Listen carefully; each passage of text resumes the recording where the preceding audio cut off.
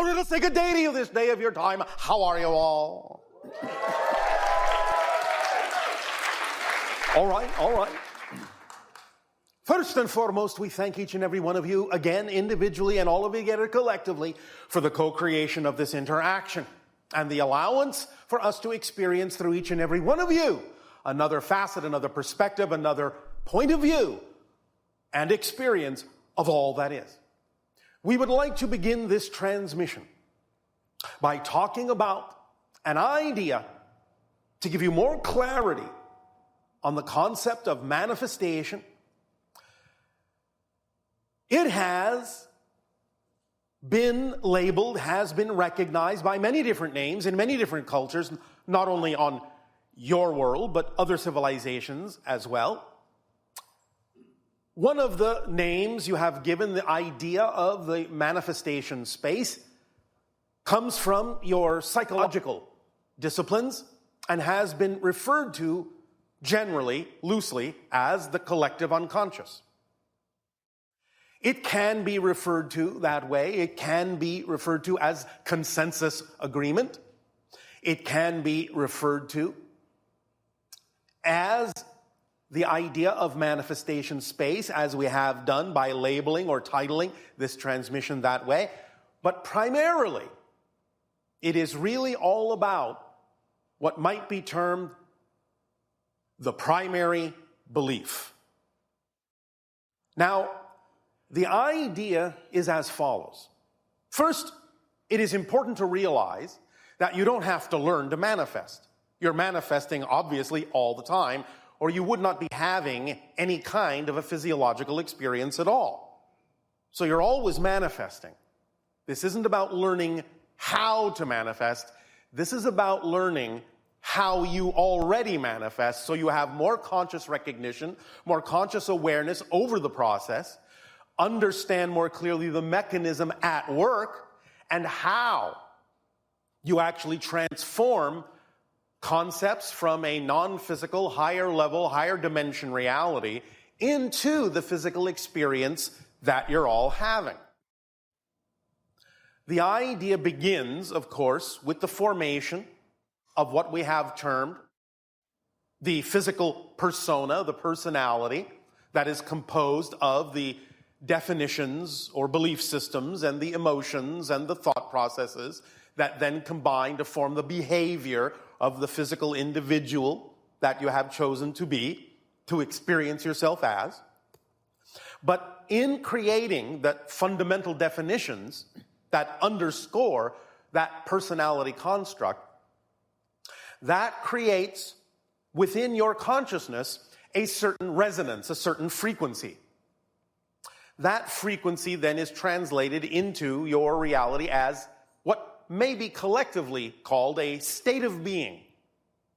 That energetic state of being, that particular consciousness frequency, then radiates, in a sense, within your consciousness, ripples out from that center point, just to give it a focal point for you, physiologically, to relate to, and is reflected back.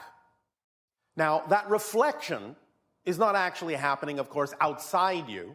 It is happening, again, within your consciousness. But we're calling it a reflection for illustrative purposes to make it, again, easier to understand how the mechanism works, at least by analogy. That reflection, then, encounters something very specific. For you to experience the reflection in the way you do as the experience of physical reality, something specific has to happen. And this is where the manifestation space or the prime belief system actually comes in. This truly primary belief receives the reflection and does something very specific with it, changes the frequency, the resonance, in a very particular way that can be translated by the phrase, "This is real." Without that primary belief telling you that the reflection you're experiencing in your consciousness from the state of being you're creating with your definitions and beliefs, without that phrase, without that recognition, without that enhancement, you would not be capable of experiencing physical reality as if it were real. So manifestation begins in the physical experience with that prime belief that this is real. Now, as you expand your consciousness and begin to recognize more and more often that physical reality is your projection, is your construction, is in a sense an illusion and not really real in the sense that it doesn't really exist outside of you. It is a construct within your consciousness. But by telling yourself it's real, thus then being capable of making it appear to be outside of you, making it manifest seemingly around you, in your life, in your physical reality. But expanding your consciousness starts to break that down because you are starting to recognize and realize that physical reality is an illusion. You're starting, in a sense, not to pay as much attention, so to speak, to the prime belief that this is real. You will still pay enough attention to the prime belief, the manifestation space, to still have a physiological experience, but the idea of becoming aware that that's the way it works and that's the way you reinforce the illusion by having the prime belief that allows you to buy into the collective consensus agreement that what you're experiencing is real, you can still make it more malleable, more flexible, even while you're having the physiological experience. It can become more slippery by allowing yourself a little bit of leeway to start breaking what we call the continuity illusion, the manifestation illusion, the prime belief illusion that this is real. Don't misunderstand, the experience of physical reality is real, but physical reality itself is just a projection, just an illusion, and isn't real unto itself without you manifesting that experience by telling yourself over and over again, every moment, that this is real. So when you begin to wrap your mind around the understanding that there is a specific space, a specific resonance point within your consciousness that we are calling the manifestation space or the prime belief that is reinforcing the idea that what you're experiencing is real, you can now begin to play with it a little bit more consciously. Again, not completely letting it go, but allowing it to be a little bit more plastic, a little bit more malleable, so you can begin to work with it in more conscious ways and allow yourself to begin to manifest the things that are truly more in alignment with your preference, with your resonance, with your true signature vibration, instead of manifesting things that might be out of alignment with it. This will also help reduce the amount of processes that you might need to arrive at any particular point in your life. By allowing things to work for you instead of believing that you have to make them work, you will allow this manifestation space, this resonant point within your consciousness to begin to truly align with the fundamental frequency of your being, and in so doing, allowing physical reality as a projection to become a little bit more transparent to you as a projection, thus allowing for more slippage in your space-time experience and the breaking, as we said, of what you typically call continuity, where things can manifest much more rapidly, where there doesn't have to be as much attention paid to the concept of time or space in which manifestations appear to occur. So by just knowing and just visualizing and just imagining in any way, shape, or form that works for you, this resonance point within your consciousness, this manifestation space, this prime belief where you're telling yourself, this is real, and allowing that to become a conscious, or at least more conscious, directive that you're telling yourself about the reflections you're creating within your consciousness, you can begin to see things start to break apart a little bit more. Things become a little bit more magical in their manifestation. The increase in synchronicity can be quite profound when you wrap your mind around and pay attention to the fact that you have that manifestation space, that resonance point within your consciousness that is constantly reinforcing the idea of physical reality as a real experience, as a real thing.